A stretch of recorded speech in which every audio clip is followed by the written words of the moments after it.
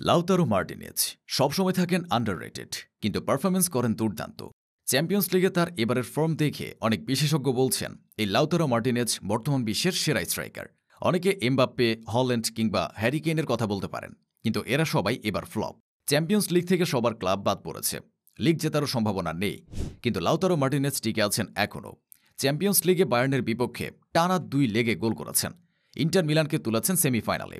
আর 2টা ম্যাচ জিততে পারলে লাউতারো হবে ইউসিএল চ্যাম্পিয়ন। সেক্ষেত্রে ব্যালন ডিওর জয়েরও সম্ভাবনা থাকবে। তার আগে লাউতারোকে নিয়ে আলোচনা থেমে নেই। তাকে এখন বলা হচ্ছে ইউরোপিয়ান ফুটবলের সেরা গোল স্কোরার। বিশ্ব ফুটবলে স্ট্রাইকারদের নিয়ে আলোচনা করলেই উঠে আসে কয়েকজন বড় তারকার নাম। এর মাঝে আছেন এমবাপ্পে, হল্যান্ড এবং হ্যারি কেইন, যারা গোল মেশিন নামেই পরিচিত। কিন্তু এই মৌসুমে যখন তারা কেউই নিজেদের নামের প্রতি সুবিচার করতে পারেনি, ঠিক তখন এক নীরব ঘাতক হয়ে দাপিয়ে বেড়াচ্ছেন লাউতারো মার্টিনেজ। আর্জেন্টাইন এ তারকা যেন নিজের সেরাটা দেখাচ্ছেন এবার। লাউতারো মার্টিনেজ এখন শুধু ইন্টার মিলানের অধিনায়ক নন, বরং পুরো দলের মেরুদণ্ড। চলতি মৌসুমে চ্যাম্পিয়ন্স লিগে তিনি যেন আগুন। 11 ম্যাচে করেছেন 8 গোল, যার মধ্যে রয়েছে বায়ার্ন মিউনিখের বিপক্ষে হোম অ্যাওয়ে ম্যাচে গোল, এমনকি মোনাকোর বিপক্ষে করেছেন দুর্দান্ত হ্যাটট্রিক। শুধু তাই নয়, টানা 5টি চ্যাম্পিয়ন্স লিগ ম্যাচে গোল করে রেকর্ড করেছেন ইন্টার মিলান তারকা। তার ক্লাবের ইতিহাসে তিনি প্রথম খেলোয়াড় যে টানা 5টি ইউসিএল ম্যাচে গোল করেছে। শুধু এবার নয়, অনেক বছর ধরে লাউতারো মার্টিনেজ ধারাবাহিক ফর্মে রয়েছেন।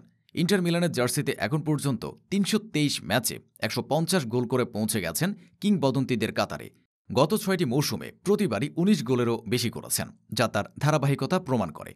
বিশ্বের হাতে গোনা কিছু স্ট্রাইকার টানা 6 সিজনে এমন পারফরম্যান্স করতে পেরেছেন। চলতি সিজনে বিশ্বের বড় বড় ক্লাব ব্যর্থ।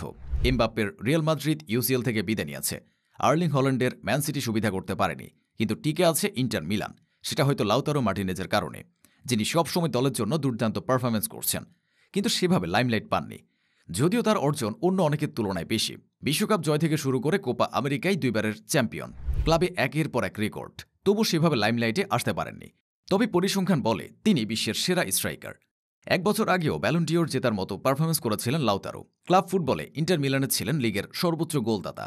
মৌসুম শেষে তার হাতে উঠেছিল সেরা খেলোয়াড়ের ট্রফি। জাতীয় দলের হয়েও কম চাননি। কোপা আমেরিকায় আর্জেন্টিনার হয়ে 6 ম্যাচে 5 গোল করে জিতেছেন গোল্ডেন বুট। ফাইনালে করেছেন জয়সূচক গোল। কিন্তু সবকিছুর পরেও গত সিজনে লাউতারো ব্যালন ডিওর জিতে পারেননি। যদিও তিনি ছিলেন অন্যতম দাবিদার, বরং প্রমাণ করেছেন তিনি শুধু একজন গোল স্কোরার নন, বরং একজন চ্যাম্পিয়ন, যিনি মাঠে নিজের সবটুকু উজাড় করে দেন ন্যায্য স্বীকৃতি না পেলেও।